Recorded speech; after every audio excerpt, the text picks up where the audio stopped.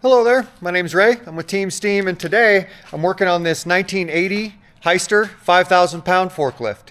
Good morning. I do have my work cut out for me. Very odd. I was pretty impressed. I'm gonna do what I always do on these trucks.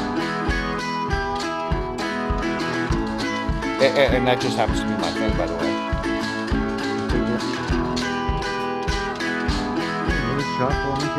This paint job's probably 5-6 years old. All right, I'm pretty happy with that. And here he is leaving. It wasn't quite as fun as I was expecting. And that starts right about now. Now, I picked this up recently from a neighboring state at an equipment dealership. And when I went to look at it initially, it didn't have any brakes. And I told them I didn't want it if it didn't have brakes. And they called me back about a week later and said they had hired a mechanic and they put a brand new master cylinder on it and got the brakes all working. And so I went back, and for the same initial price that they had offered initially, they went ahead and sold it to me, saved it, held it for me, and then sold it to me. As you can see, somebody wanted to give this some John Deere colors. The seat's an actual John Deere seat, as you can see. And I'm not sure about any of the history on this forklift. I mean, it had some pretty close association with North Dakota because that's the nature of the stickers that I see on it everywhere.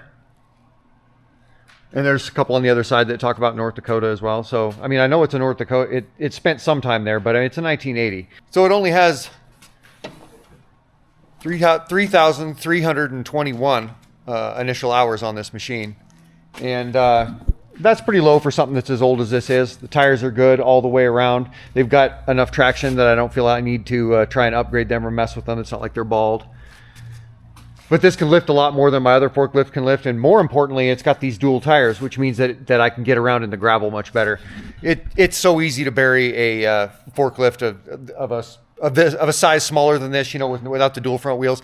It is so easy to bury one of those forklifts outside in the gravel because the back is so heavy, and they're generally accompanied with a tiny little donut, like the size of a wheelbarrow at best, tire. And those just dig, with the small circumference, dig right into the ground. They just sink right into the ground in some spots. And the front end doesn't have enough traction, you know, to really get it out of that mess often. So you find yourself spinning your wheels a lot outside with a little forklift like the other one I have, like that. It's a 77 Datsun. And it's been a great little forklift, except for, like I just said, it's hard to get around outside. So that's why I wanted to get a different model. This has been repainted at very least once, because I mean, the Clark sticker. You know, this is a Hyster or Clark, because parts of it have Clark stickers. You can see it says Hyster. They were working closely together. They might even still be the same company. One of them might have absorbed the other over the years. I wouldn't really know. But back when Hyster and Clark were working together, they made a lot of stuff. Clark worked with a lot of companies. And this forklift seems real solid. I like how low the hours are. It seems to run and respond well enough. It climbed high enough on my car trailer that I could actually load it, which that's saying something. That's a pretty steep incline for something this old. Well, here's Mosey. Yeah. She appeared at somebody's house after having her being out in the cold so long that her ears were frostbit, as you can see. And a person in a neighboring town took her in and fostered her for a while. When they went to look for a home, they were very finicky about the home. But once they came and visited our place and saw her set up and all of our other cats, they said, yeah, we'll definitely leave her. And we've had her ever since, and her name is Mosey. And since then, her ears have healed up fairly well, but they lost the tips. And last summer, she lost the tip of her tail. So frostbite got her pretty darn good. We had a serious cold snap last year, and it was 32 below during the night, 2 nights in a row, 29 below one of the 3 nights. And 16 below during the day. It was crazy, and it was that way all around here. So here where I live, and also in neighboring towns, which is where she came from. And so that's how she got here. But it's been over a full year, and she's just one of the pack now. But anyway, what I'm going to do is I'm going to cut this right here.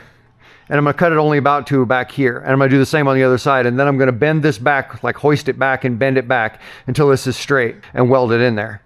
Because I just don't like how not straight that is. And I don't like the fact that whatever I go to get up close to with the forklift, this is going to be hitting it right on its edge all the way across, literally every time. That could put a wrinkle in a sleeper. That could damage something else I'm moving around. Having it that prominent, that's 2 to 3 inches forward. And this is always going to be the first thing that gets hit. on whatever I load that's that tall, which will be a lot of things. So I want to get that straightened out, get it re-welded up, get that all figured out. Then I'm going to cut this off. This is just some sort of utility box. It was probably on the forklift when it was stocked. Maybe not. I wouldn't know. But it, you know, holds. It looks like it holds like pipe fittings and tools or whatever this person worked with during the day that used this forklift during the period that this was installed or used. You can see it's heavily used, but it's also ugly as all hell, and I don't need it. So I'm going to cut it all off, right down at the welds. Then I'm going to grind the welds. Then I'm going to do the body work over it. You'll never know this was there, but that's definitely going to go. But once that's done and both sides of this have been cut and this has been straightened up and re-welded, at that point I'm going to go ahead and get it outside, get the propane tank off of it, and get it prepped for sandblast. And also, while this forklift happens to be under the knife, I'm going to go ahead and cut these handles off. As you can see, this thing was laid on its side or had a close call one too many times in its lifetime. I mean, judging by how this has been buckled and straightened out rudimentarily at some point, you know, you can tell this thing has been in some sort of incident for sure. But either way, both of these are one on this side and one on the other side in the same spot. As you can tell, are just bent all to heck.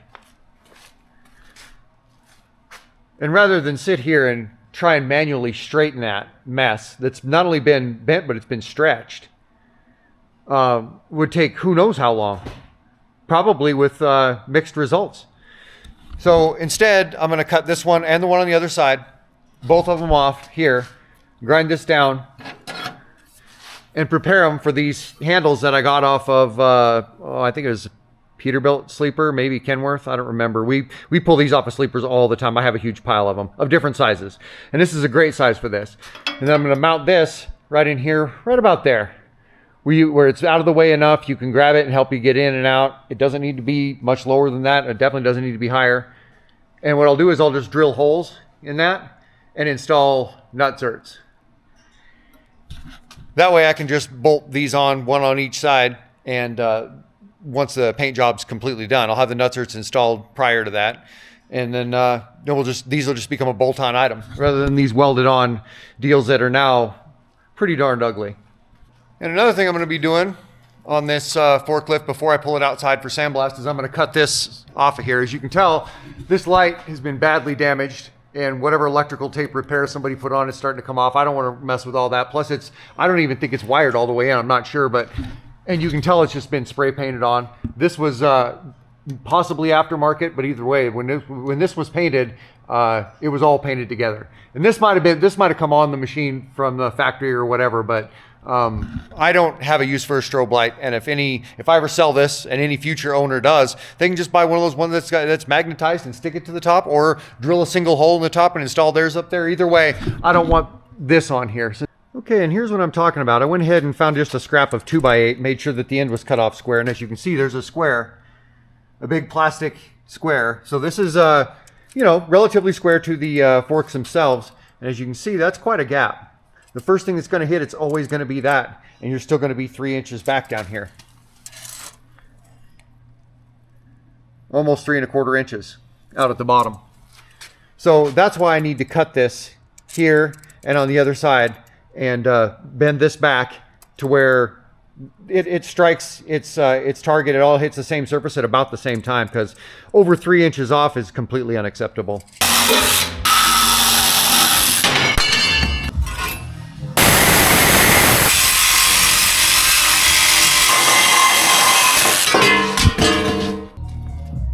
But as you can see, I've got a lot of other dents and dings to attend to. I still need to get this off here and figure out what I'm going to do with this. You're pretty limited on your bodywork options when it comes to a bashed in symbol that's been cut into the metal like that.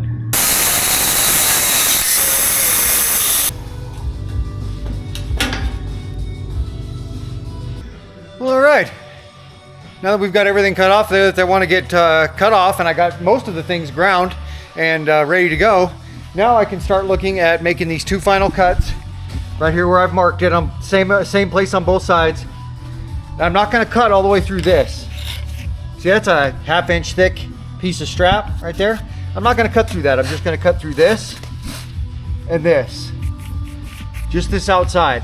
So then I can put a some sort of a winch or something up here, up on top. I haven't thought about it yet. Maybe a ratchet strap or something like that, and then bend this back. And when I do, I'll actually be bending this 1/2 inch strap is what the idea is, and go ahead and weld it up. All right, now here I've made my cuts on both sides. You know, at this point, that's about what I'm looking for. You can see I've got that board, it's square at the bottom. It's about a 1/2 inch or 3/4 of an inch, closer to 1/2 inch at the top. Same down here at the bottom. So I'd call that pretty darn square. And I've taken this bottom plate out of here that covers all this stuff up. And I found their new master cylinder that they said they put in, and it is new. And I went ahead and bled the brakes, which on this you do right here.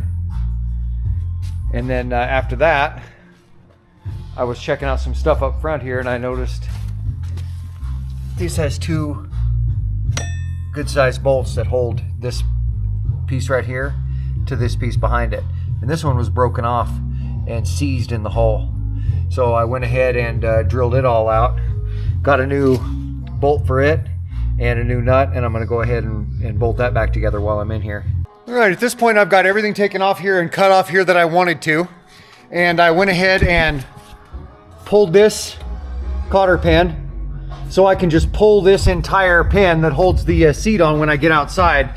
That way I can just pull the seat off easily when I get outside. I'm gonna go ahead and pull, there's actually a lot of brand new stuff on this. I'm kind of impressed because the more I go through it, the more new stuff I see. I mean, the distributor is new, the plug wires are new, all the plugs are new, all the oil is fresh, all the fluids are fresh, including the hydraulic oil in this. I mean, this has been really well maintained. And I saw the stickers and the plaques and stuff mounted all over this thing that remind personnel to constantly be doing upkeep on this machine, always reminding them to do their maintenance. So I have a feeling that this machine has had a lot of maintenance done to it, because I mean, like the belts underneath the hood here all look new. Everything that matters looks new. And so does this propane hose. So when I get outside, I'm going to pull the tank on it. I'm going to pull the hose from the other side there and then cap that off with duct tape. And here you can see I've got the entire dash duct taped. I am going to paint the dash. I'm going to do something with it, but it doesn't need to be blasted. And if it did, I would have to just mask up each individual gauge and check light. And I don't feel like doing that. It's going to be easy to scratch when the time comes. So I just went ahead and masked it all off with duct tape. That way I can just, when I come back inside, I can unmask it and prep it and mask it however I want it at that time. I put this piece back in here so we wouldn't get a bunch of dust on top of the engine, although we will get a certain amount when we go to blast this, because you can see right through it. Once I get outside, I'm going to go ahead and mask up the cylinders, all of the involved cylinders, because I'm going to have to raise this mast all the way up. When I do that, then I'll go ahead and mask the cylinders up. And then I'm going to go ahead and get this guy blasted here today and get it pulled back in.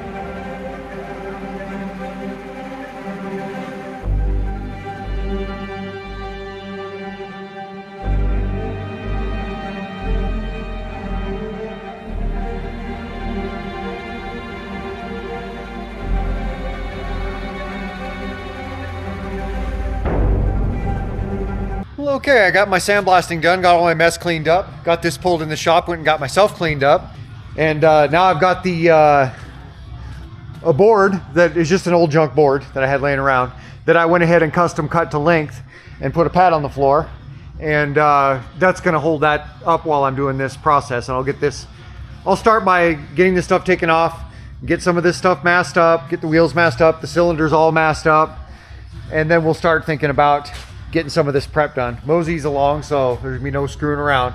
She might even be more uptight than shop foreman Kevin. So we'll go ahead, get some stuff taken off of this and get some stuff masked up, and then look at what we're gonna do for the procedure after that. And here's the parts that I've taken off of the forklift so far. I went ahead and took the entire seat mount off. I didn't take the whole seat off, strip all this off. Went ahead and took the propane tank mounts off because I noticed one of them was completely loose and flopping, and when I got to looking, I see this one's cracked. This one's cracked way worse. It actually caved in about, over 1/4 of an inch. So I need to bring this back out, put a plate on the back side, because you can see cracked right here.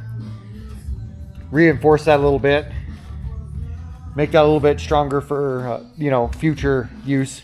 I'm going to plug the backside of this hole and this one.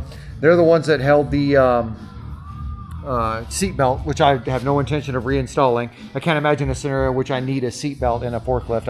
I'm not that Western when I run it. Then I'm going to go ahead and patch this one right here as well. This was an air intake, and I still have the complete air intake. It came clear out here, had a big old flexible tube right here, and then a hard tube across the back, and then another flexible tube, and then a hard tube, and then a big filter up there. It didn't need any of that. It didn't need any of that, because I'm not going to be running this in a dusty situation where the dust is down low so much that that's a problem. There's the actual air filter, and it's a good sized one. So that can more easily do the job. This engine doesn't smoke. I'm not going to be stirring up a whole lot of dust. All of its work's going to be done on gravel. It's not going to be submerged in water or anything crazy. So it didn't need all of that extra apparatus rubbing against the paint and looking unsightly. I took it off. The very first thing I did was take that off. And so now I'm going to go ahead and plug the hole that rubber elbow came up out of, along with these other holes. And while I'm in here with my hammer, I'm going to take this and put it on the back side. It's just a heavy steel block that I use for straightening metal. Just going to hold it right there, hit that flange with the hammer until it's all straightened out, and I'm going to do it there and there. You can see it's all just mangled along there. I'm going to straighten all that out. I'm going to weld this crack up, and same with this crack right here. Same with this. Those are obviously weak points. When this gets slammed down, this tends to want to go forward, and it just split that little weld, so I'll just re-weld it, because it already has a plate on the back side, as you can see. Same with this side. I'll just re-weld it.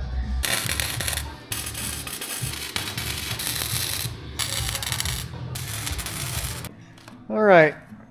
At this point, I've welded up both sides. I said I was going to plate the back side of this, but I changed my mind once I realized that this wasn't wear and tear. This wasn't vibration over time or something like that broke it. It was, I believe, the same issue that bent the heck out of that and caused that kink and broke off that bolt and made them have to replace it with one that's not like the others. See, that's how the other ones look. Whatever that was that got into this, a semi backed into it, or this got tipped over, something happened at some point in time, and that is what shoved the propane tank into it so hard that it actually broke it here and here. And I think that's what broke these corners out as well. That's why I didn't bother plating it on the back side. I just welded it from both sides. Welded it on the inside and on the outside, on both sides of all these spots. And then I got the spots right here welded up. And I'm positive that that will more than hold it, because like I said, this wasn't a part being built weak. This was a single incident. So all I'm doing is just making it strong like it was. I've beat it all back into shape from the back side and from the front side, and got all the major dents and swings kind of out of it. But as you can see, I've fixed a lot of this. It's not 100% yet, but I beat a lot of it back out. This was in like a full inch right here. Just a full inch. And I've got that all kind of beat back out. Now I need to just kind of come from both sides and tap it here and tap it there and get my steel straightened out as much as I can, so I'm not doing a bunch of body work over the top of these letters if I can avoid it.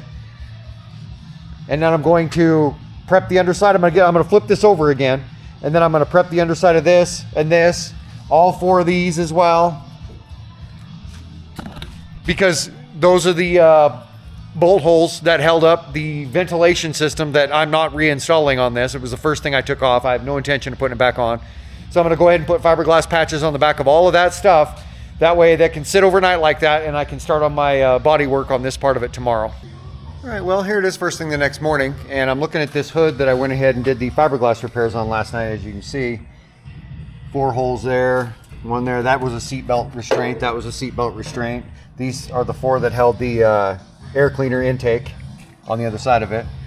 This is where the actual air cleaner tube came through. It was I think it was an elbow. I can show those components later, but that's where that came through, and I'm never going to use that again. So this is the opportunity. This is the time. Got those 4. Got that beat clear back out where it's pretty darn straight. Considering how bent up it was, it's not looking too bad. Got my welds ground as far as I'm going to weld, or as far as I'm going to grind them. I'm not going to grind them 100% because I want some strength hanging out there. Same with these corners. I want a little bit of strength on there.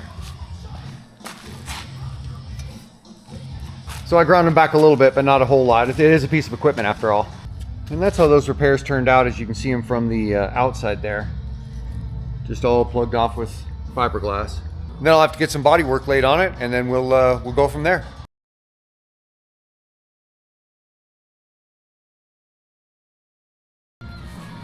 And now that I've gone over it initially, just from here out, I didn't touch the top, I didn't touch from here over at all, I didn't do the front, I just did the side, the corner, and this part of the top here. And as you can tell just by keeping my DA sander flat, there's a big dent right there. There's a dent right there, there's a dent right there, 2 dents right there. Dent right there, or more of a crease. You can even see where somebody had previously ground welds in the past, maybe even in the factory. After all, this isn't a piece of equipment. They don't come out looking showroom perfect.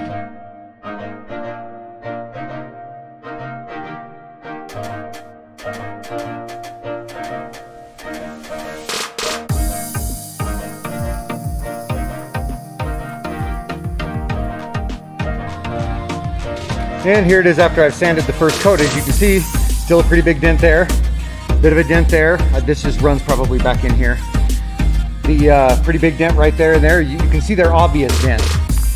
I still need to get out a smaller block and finish sanding this so I know what I've got. I don't have a better idea because I need a different block in here. But as you can see, you can tell at a glance where the second layer of bodywork needs to go.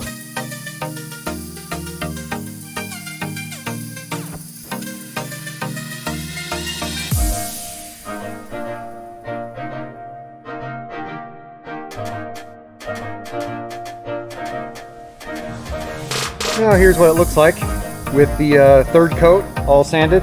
This needs no more work now. I'm going to go ahead and focus on the corner and the side here.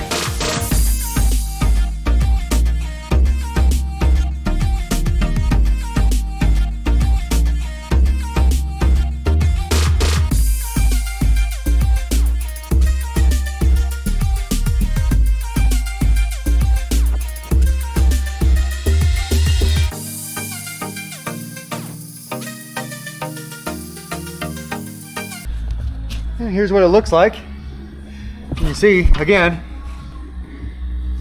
we're shy some body filler right there, right there, right there. Not too bad through here though. I have a lot of fine tuning to do. I got to come in here with sandpaper and really fine tune all this, but I knew I'd have to anyway. But one more coat and this side here should be done. I should be able to move on to the top.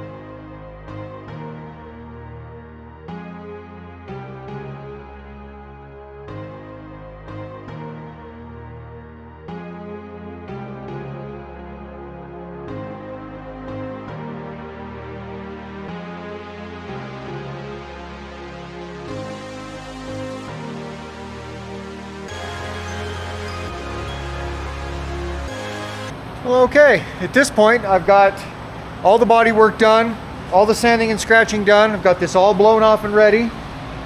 All the body work done, sanding and scratching done. Got it all blown off and ready. I've got a bed sheet over the back wheels, one over the radiator and the engine, and the accelerator pedal and the brake as well.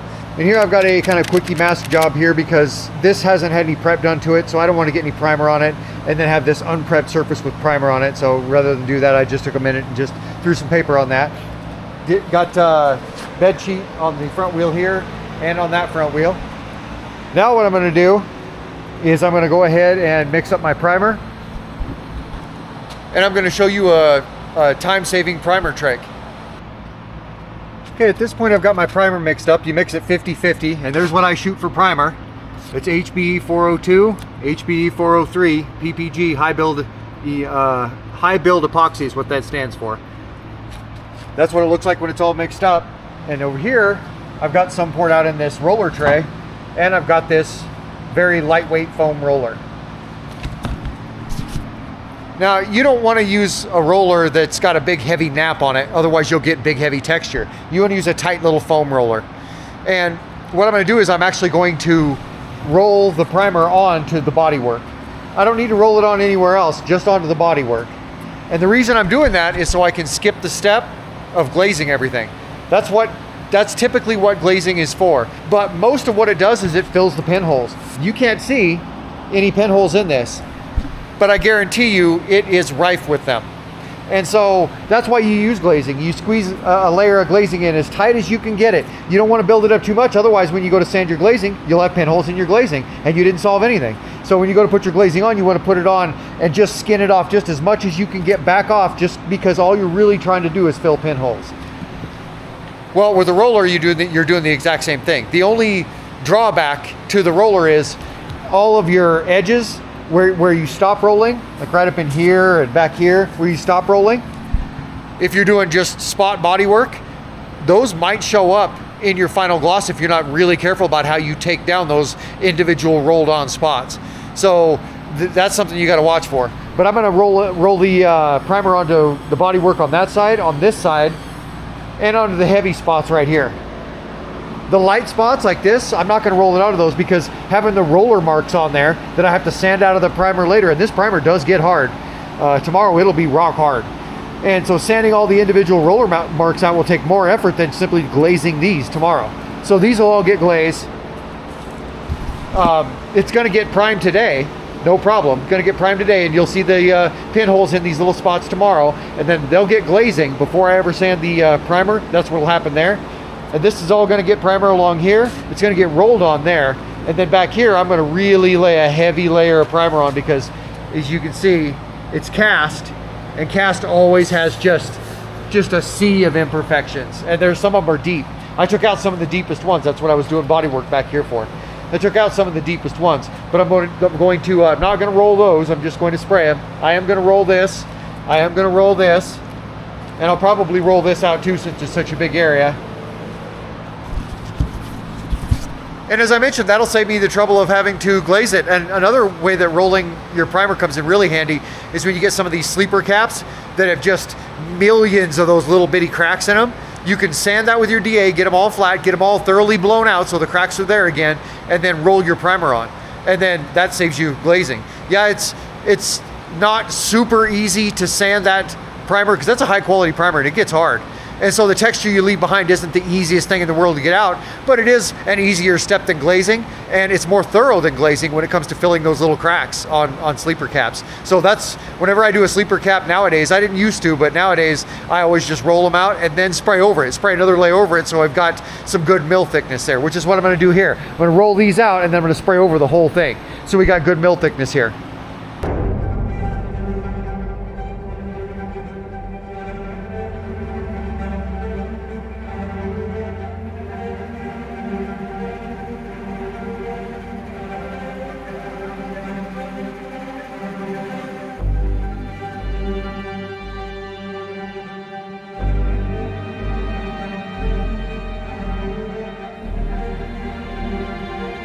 All right, here it is first thing the next morning, and this stuff had all night to sit and cure out. Now this morning what I'm going to do is I'm going to look it over, and I'm going to look for any deficiencies like pinholes or things that got missed or anything like that.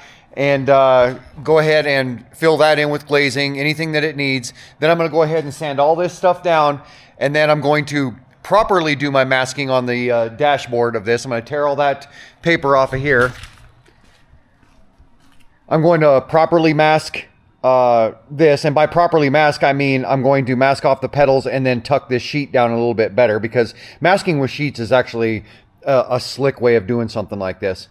But I'm going to take this off of here. I'm going to mask this up. I'm going to mask this up properly, and then I'm going to mask these cylinders up, including that big center cylinder. And then I'm going to look at getting the first color on here today. All right, now at this point I've got everything sanded that I wanted to sand. The fenders, the lower part there, the back, the entire hood.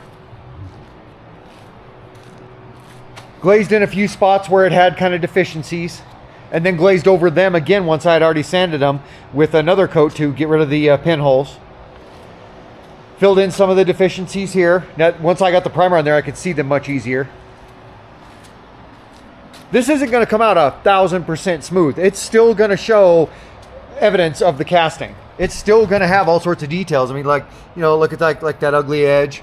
And that's not ugly for a piece of cast on a piece of equipment. That's normal. That's completely normal, and there's nothing wrong with it. I could have left it the way it was and it would just look normal. I just chose to do it this way because I'm here, I've got all the materials, I'm making a video about it anyway. Might as well just go ahead and wet sand prime it, and, you know, get rid of a bunch of it. Probably more than 90% of it. It's going to look pretty darn good, but not perfect.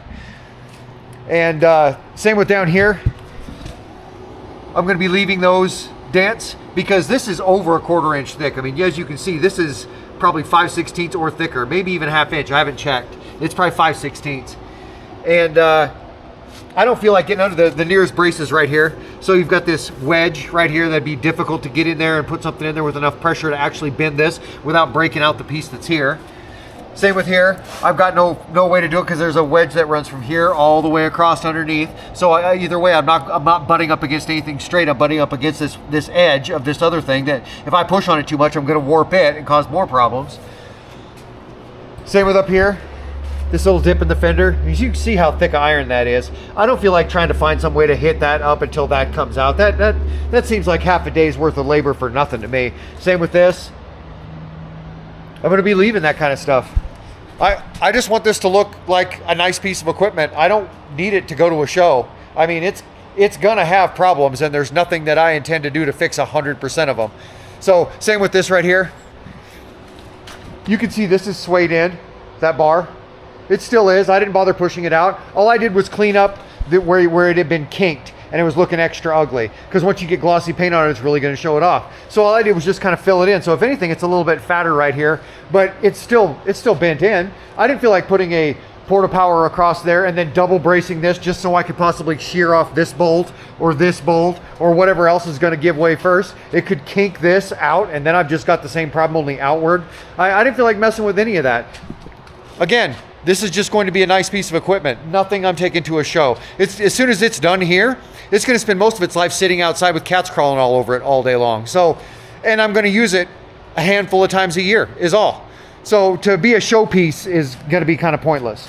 Now, I still need to get in here and sand these. This was on the top when I sandblasted outside, and I didn't do a good enough job at aiming my sander up at it. And that's what happened there and there and on the other side. And I'll get in there with sander and I'll get that all taken care of. I want to get everything masked up, and I've been saying that throughout this project. Oh, I need to get the cylinders masked up. I need to get everything masked up here, and I do. But what I need to watch closer than that is the clock. And what that means is if I'm going to get one of these colors, one of the 2 colors or 3 colors that's going to be on this on here today, I need to do it quick, because as it is, I need to figure out what I'm going to paint, get it epoxy primed, let that sit for at least an hour, and then paint on it. So if I got that done at 7 o'clock tonight, that doesn't leave me too good a chance that tomorrow morning I can come in and mask on it without my tape leaving marks in the paint. It needs to be cured out enough to be able to tape on it. And the only way to do that is to leave it in a shop that's as warm as possible. So I'm going to try and keep it at around 80 to 85 tonight, which is going to be easy. It's going to be 30 outside, so I'll be able to keep it 85 tonight. But I also got to shoot it before, 3 or 4 o'clock. I got to have it done during the day and not tonight. So I got decisions I've got to make. And if I spend hours masking up these wheels and masking up this dash and masking up all the cylinders and all that, which aren't going to be painted on today, so they don't really matter, then I'm going to lose my window. And that doesn't make any sense.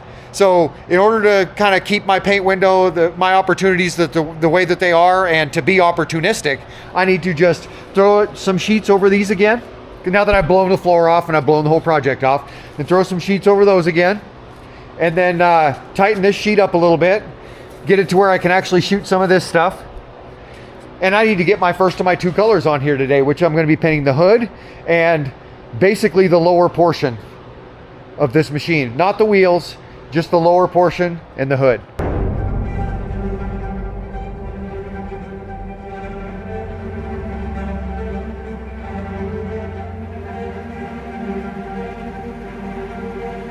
Okay, this has sat long enough. It sat for a couple hours anyway. I went ahead and broke away from the shop and ran to town, a town that's about 30 miles away from this town, and picked up a few things. One of which is this replacement seat that I'm going to try and make work with this particular bracket.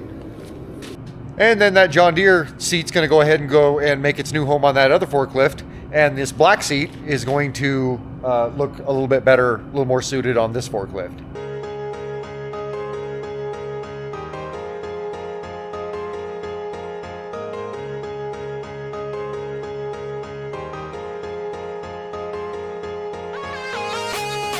Well, now here it is first thing the next morning. These items had all afternoon yesterday and all last night to sit and cure out. And now today what I'm going to do is I'm going to go ahead and either cover this up completely or remove it entirely from the shop. And I'm going to figure out exactly where my two-tone's going to be. And you can tell I already have a good idea, but I'm going to pick the exact line where my two-tone's going to be. And then I'm going to go ahead and mask off the two-tone. And once that's done, I'm going to unmask this dash and mask up everything as it should be, all the gauges and lights separately. I'm going to mask up this steering wheel. I'm going to get everything around the gauges, the whole dash, get everything prepped, and I'm going to get ready to apply the black. And you can see here I've got my masking taken care of, as far as I'm going to on the blue anyway. Blue or green, whatever you want to consider it. It's about halfway in between.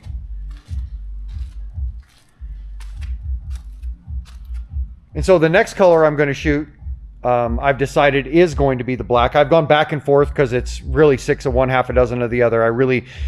There's going to be chores to do and things to take care of no matter what color I shoot next. But I'm thinking that I will go ahead and shoot the black next. Okay, now I've taken this John Deere seat apart. I took the cushion off of it. And then I took this part. I had to cut 4 welds to get this part off of the bottom of here. But this is the part I need that will reattach to this seat. And this isn't even the original seat. You can see somebody took 2 pieces of strap, drilled the holes so it would match up with these holes, and then just welded, lightly tack welded in fact. This, they more heavily welded the back, but they just welded this seat onto there. And so since this works on this machine and I know it works and it's already set up, all I want to do is make this go on the front of here, drill a couple of holes where I can bolt it right on, and then have this work with this seat. And if I can get all that to work, I'll leave this black the way it is, just like the back of the seat. I'll leave all that black, and then I'll paint this white before it goes back on. And so now I've got this bolted on here like I wanted to. Now I'm going to flip it over, put it on this, and put the axle, if you want to call it that, through it and see how it's going to work. And here it is. As you can see now I can flip it forward. And it is somewhat imperative to be able to flip it forward, so once it's mounted here more permanently, instead of having to take the seat off every time you want to swap out the propane tank to have it filled, you just move the seat forward so then you can open the top half of that cradle that hangs onto the propane tank and it has somewhere to go. Otherwise, it's going to be jammed into the back and you're not going to be able to open it far enough to get the propane tank out. And it's going to be a big wrestling match and or disassembly every time you want to fill your propane tank. So that's why it was imperative to me that I have the seat with the ability to go ahead and lean forward. And here I got this other table set up. We have a number of tables set up in the shop right now. We have quite a few other small little projects going on. And I set this table up so I could do this whole seat job. And now that I've done that, this is going to be white along with everything else that's going to be white. So one of the things I want to do before I shoot the white, and today I'm only doing black, but one of the things I want to do before I finish prepping this entirely is I want to go ahead and grind these corners off, because it'll just give it more of a finished look. Went ahead and masked up the rest of the wheels as well. Now, this is what I use in my shop. It's 3/4 inch high impact foam that you use for like kids play center floors or shop floor. You can buy them in different thicknesses, usually not that thick. What mine are actually wrestling mats, and they're, oh shoot, 15 years old or older. Yeah, they're 16, 17 years old now. And what those are from is I bought enough of them, and I still do have them. I just cut a few of them into pieces this size for little jobs like this, strips this wide, so if you got to poke one underneath the vehicle, you have something to lay on that will cover at least half of your body, the half that's going to be, you know, touching the ground. Or you can lay them across and do, like if you're doing a stripe job, you can lay 2 of them end to end and just walk on your knees all the way across as much as you need to. So that's what I've done, is I've taken 2 or 3 of them and cut them up into advantageous sizes. But the rest of them that I have enough to fill half of this shop, cover the floor in half of this shop. And what those are from was back in 2007, 2008, I was training a group of about 12 guys in mixed martial arts. So what I would do is I would work all day in my shop. Back then it was another shop, it was a rented shop, a different configuration than this. It was more of a big square than it was a rectangle. And I was renting it in a town 30 miles away, because I was living in that town back at the time. We didn't move here until 2012. And this is 2007, 2008. I'd been training mixed martial arts for years by that point, going to different places, different outfits all over the place, had training camps, and I'd go visit them over in Rapid City, over in Gillette, some places in between. And after a while, after enough years of that, I knew that I was knowledgeable enough I could open my own. Not charging anybody, just whoever wanted to come down could train in, you know, full mixed martial arts. We had wrestling, we had jiu-jitsu, we had Thai boxing, we had regular boxing, we had kickboxing. You know, we were doing it all back then. And I would work all day in my shop, and then get everything cleared out that I could, even fully masked projects. I'd pull back out of the shop at night, like 3 nights a week, and on the weekends for sure, because that's when everybody else is freed up. And I try and have the shop clear enough that we could fill at least half the shop, but preferably all of it, with these mats. And then we could train for hours and hours. And we used to do that, like I said, about 3 nights a week after work. I've beaten champions. I've trained champions. I've trained guys that have beaten champions. All on the amateur level, nothing pro. I'll show you here. Right in here, I just keep these. And you can read. So that's 2008. That's 2008. This is just from more or less a local organization out of Rapid City. At the time they were out of Rapid City, called Ring Wars. At least one of those fights is actually on YouTube. I didn't put it on there. Somebody did years and years ago, clear back in 2008 when it happened. And it was a barn burner. Ray Brownrigg versus Harry Steele. If you look that up, Ring Wars, whatever it was, 28 or whatever. Yeah, it's on there. But anyway, that's where I got all these mats from, and that's what I use. We use these all the time in the shop. Back in the day, I used to wear knee pads, but those are hard on the back of your legs when you spend all day on your knees. So we switched to these years ago, and they're really the way to go if you're on your knees a lot in your shop. All right, got a couple of big ladders set up here so I can get to all vantage points and be able to shoot this more accurately. Got both my fans going. I installed a new fan here recently, so now I've got twice the amount of pull through the shop, so the overspray doesn't stay nearly as long as it did. And at this point, I'm ready to go ahead and get some black primer on this guy.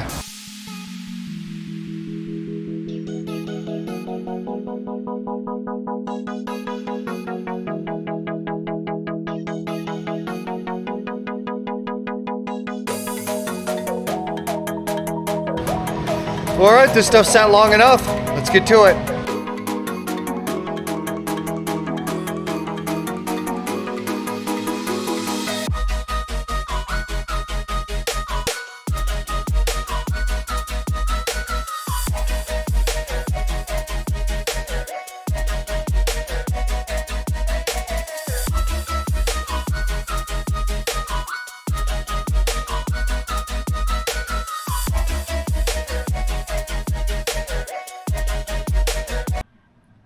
Okay. This stuff's all been shot yesterday. It had all night to go ahead and cure out. And now here this morning, I'm going to wrap some sheets around these wheels, mask up that step, see what that was my intention by painting this step black. Not only will it help with general debris like dirt and sand and things that get tracked up on it, it won't show up as well as if it was white, but then also those dents, they melt back into it quite a bit. That's the biggest reason I chose that to be black, is because I couldn't straighten those out without extreme effort that I don't feel like doing. And so by painting them black, I made them just kind of melt away. Now today I'm going to go ahead and wrap this up in sheets and maybe tarps or just plastic. I haven't decided yet. I'm going to mask off this dash. I'm going to mask off this steering wheel stem and this lever here, the emergency brake lever. And then I'm going to go ahead and finish prepping out the other things that are going to be, the remaining things that are going to be painted today, and I'm going to get color on them. Well, all right, at this point I've got everything masked up, everything sanded down, everything prepped, and everything blown off. Everything including the cradle for the propane tank, the seat mount. I still have to mask up that rubber stopper, but other than that, these two are completely prepped and ready to go. Everything else is completely prepped and ready to go, as you can tell. That's all held together, and that's not going to come apart even if you blow on it with decent air pressure. Because if you have clean enough sheets, paper tape will hold to it just about as well as it does paper. And so that's all I used, other than this just scraps of extra paper that I had laying around for the forks. But other than that, I just draped it in bed sheets. Did the whole thing in bed sheets. And that guarantees me that it's not going to stick to my paint. It's not going to leave any marks in my paint. It's not going to abrade my paint in any way. And I can reuse them over and over and over. Just pull the tape right off of them. It's not like the tape rips the sheet when you're done like it would paper. It comes right off, just not easily enough to be ineffective as a masking tool. It'll hold together great until you need it to come off, and then you can pull the tape off, put the sheets in a stack, and use them all next time. And now it's primer time.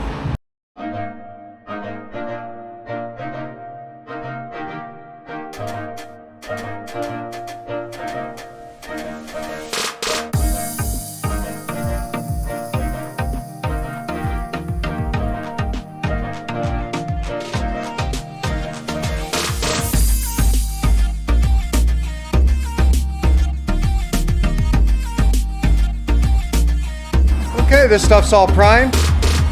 All the white's been primed over here. It's had plenty of time to sit.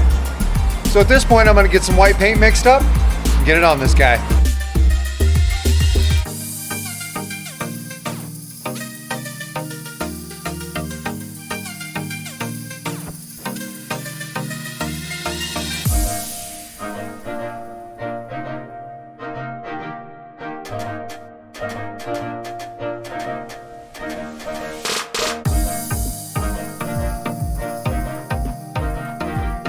All right, now I've let this sit here for a couple hours after having shot it, and now it's dry enough to the touch where you can, if you brushed up against it, you wouldn't leave a mark in it. Like if you put your knee into it, you would, but just by being near it, you're not going to hurt it. It's pretty dry to the touch, dust-free anyway. And at this point, I'm going to go ahead and just start unmasking some stuff. I can go ahead and get these sheets off of the hood. I can go ahead and remove these sheets out of here, and as I go and start removing all of this sort of stuff. And the wheels, the masking or the sheets that are on the wheels. And by the time I'm done picking what I want to do that has nothing to do with the paint that's on there, enough time will have passed that it'll be even drier and even more cured out. And I might even be able to go ahead and unmask it at that point.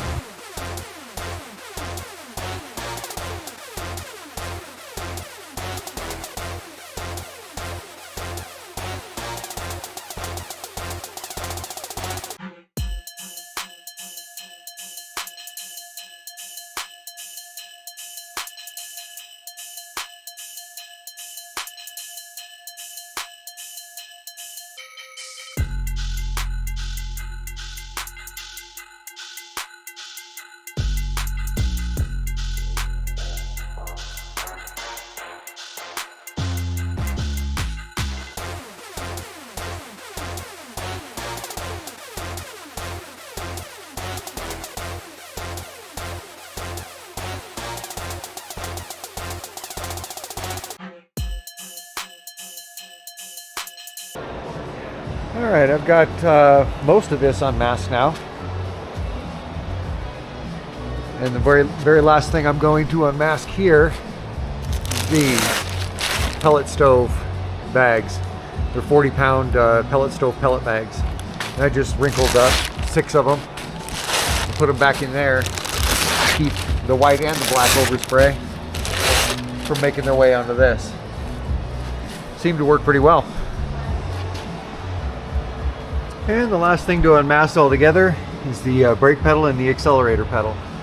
Now, this guy's completely unmasked, and the next thing I'm going to do is get a couple guys over here and help me put this hood on so we can get it bolted up and adjusted.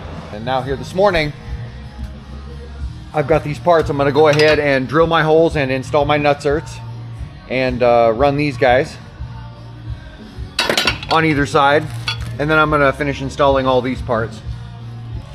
Then I'm going to get the cradle on it, get the cradle mounts on it, then get the cradle on it, then get the tank on it. Get everything all hooked up. Get all my propane hooked back up, get everything hooked back up, get this guy ready to get fired up.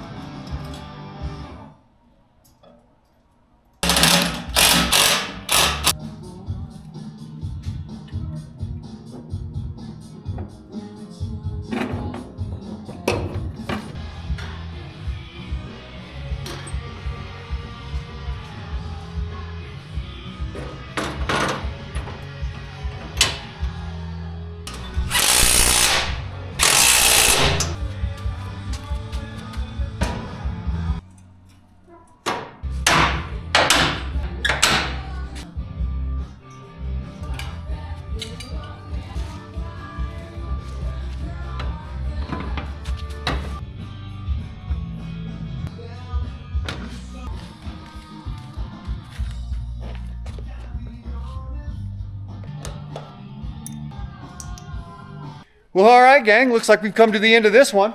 Really all that's left to do is to fire the machine up, raise the mast up enough to get this 2x4 out of here. Then I can drop the mast and get this guy out of here, put it to work.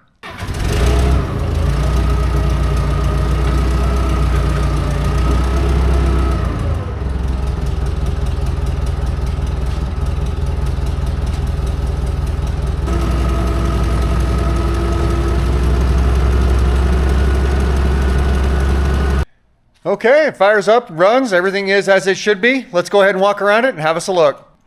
Here it is before we've done anything to it.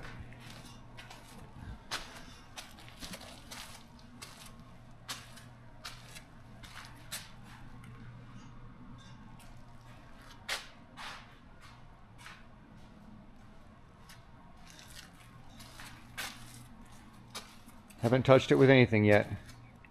Just got it started outside in the snow and brought it in, and it's just now thawing out. And here it is after.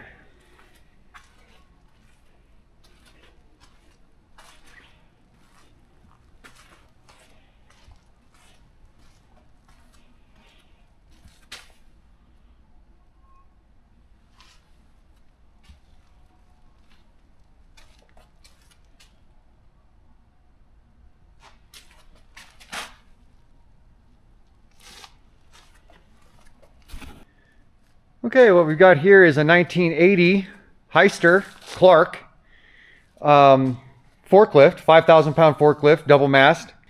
The forks, this upright here was bent way out, over 3 inches out. I went ahead and straightened it up. I was going to plate it, but I decided not to because not only would it be in the way of this plate, but it's not as big a deal with this heavy, half-inch thick piece of iron on the back that I never did cut. I just straightened it up by bending the back of this up. So I just straightened it and then welded it, butt welded it on all sides. And that's more than enough for what I'll ever need to do. Masked up the cylinder when I did it. Masked up all the other cylinders. Removed those 2 long handles that were right here that were all bent up and gangly looking. And replaced them with handles that I got off of a Peterbilt sleeper, or maybe it was a Freightliner. I think it was a Peterbilt. Had a yellow seat on it that had a tear in it that's made for a John Deere. And that was, I guess, the theme for the whole machine was John Deere colors, which I'm not super fond of unless they're on a John Deere. And so I replaced the seat. I'll put that other yellow seat on my other forklift. I didn't bother straightening these out, but as you can tell, when they're in black, it's really hard to tell anyway. But that's because they were really thick iron and I had no way to brace it underneath. I mean, I didn't want to spend 5 extra days on this thing. I already spent 4 or 5 days on it as it was. Got white back in there. Now I can see right where all my grease zerks are, which I'm going to do before this leaves the shop. Back wheels turned out good. Got most of the imperfections out of the cast. Not all of them, not even close, but I got enough of them out of there where it won't disrupt my paint too bad. The gloss looks pretty good now because of it. Again, that step is all bent up, but you can't hardly tell. Got down underneath.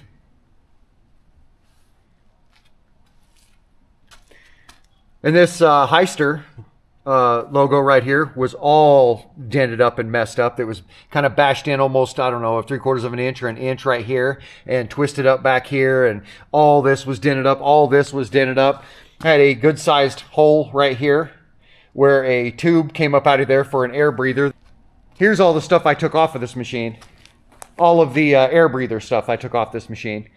And none of this needs to go on here. It has a perfectly good air filter down underneath. I'm not going to be running it where it's overly dusty. It's never going to come up. The exhaust doesn't come out under there. It comes out right here. So it's never going to be a problem just to leave it that way. And I eliminated all of that stuff, closed off that hole, fiberglassed it, fiberglassed off all of the other holes that didn't need to be in here, a couple up here, another one right here and on the other side, 2 of them on the other side that had the seat belt mounts to it. This seat folds forward far enough to be able to do anything I need to do. And I also covered up the fact that this pole right here has been kinked before. It's still kind of bent, which I can live with, but I covered it up to the point where if you just walk around this machine, you wouldn't know that it was at one time kinked in. Masked off the pedals, masked off the handle, including the chrome end on the handle for the e-brake. Redid the dash, redid this hydraulic lever handle, redid the steering stem, put the spotlights back in it. I removed the spotlight entirely from the back and its bracket. I didn't want any of that back there. Removed that toolbox kind of utility box that was on there and all mangled. Got rid of that. You can't tell that it was ever there. There's no hint that it was ever there. Turned out sharp. Looks like a vintage old tractor of some sort. And it's not that old. These colors are, 50s, but the machine itself is a 1980 and has pretty darn low hours on it for a 1980 and is in really good shape for a 1980, which is the only reason I put it under the knife this way. Because, I've had that Datsun for I don't know how many years, quite a few years, and it was never suited to this place. I ran around here very little before I figured out that it wasn't ideal for this location. And that's when I decided that it was probably never going to get painted. I took good care of it. I replaced everything that needed it, all the belts, all the filters, and went through all that stuff, which I didn't have to do here because somebody else already done it. Almost everything under this hood that needs to be changed out with some frequency already has been. And it wasn't like that on that Datsun. I did all the work. I got it all freshened up, and I knew I wasn't going to paint it because it wasn't ideal for what I'm doing here. But with the dual wheels on the front here, the heavier lifting capacity, the longer forks, this is pretty much ideal for what I'm doing here. Considering also that I'm only going to be putting about an hour to an hour and a half a year on this machine. No joke. That's all I'm going to be putting on it. Just moving around pallets once in a while or unloading something off of a trailer or moving something around for a customer or something. But I mean, my butt's going to be in this seat under an hour and a half probably every single year. And so for no more than I've got into it, investment wise, it's well worth it and well worth my time to go ahead and paint it since I fully intend to keep it. Well, okay, gang, that about does it for this guy. Up next, we're going to have our hands full with inside the door of this beast. It says it was manufactured in August of '99. This is a Peterbilt 379 sleeper truck, and we are going to have our hands full with it. We're going to be doing the chassis entirely. We're going to be removing these fairings. It's got clear coat problems all over it. I mean, all over it. This is just a huge clear coat disaster. And both sides right here, you can't really tell on this side, the other side's way worse, have been hit with heat. Something happened with the exhaust at some point. I don't know if it had a big hole in it right here or what happened, but these got hit with heat so bad that they are warped. Oh, this bubble here is probably sticking out about a ½ an inch. And the one on the other side's even worse. The other one on the other side's considerably worse. So I'm gonna have a lot of fun getting that back into shape. And Kevin, of course, is gonna be here to help supervise for the whole thing, so we know the quality is gonna be there. We won't be doing the fenders on this one. They're stainless. We're gonna be just masking them off. You can see clear coat issues everywhere. And this one's also gonna get a fairly fancy stripe job. So as you can tell, I'm sure it'll be a lot of fun, and I'm sure we'll learn something along the way. Hey, if you like this video, you should take the time to hit the like button. It's gonna help me grow my channel. And if you wanna see more of what goes on around here, you should check us out at Facebook at Flash Industrial Painting. And if you wanna see more videos like this, or domestic auto body, or truck auto body, or gardening, which is coming right up, or art, or any of the many things we do around here, you might as well just take the time to hit the subscribe button while you're at it, because you know, we always got something going on. We'll see you guys around.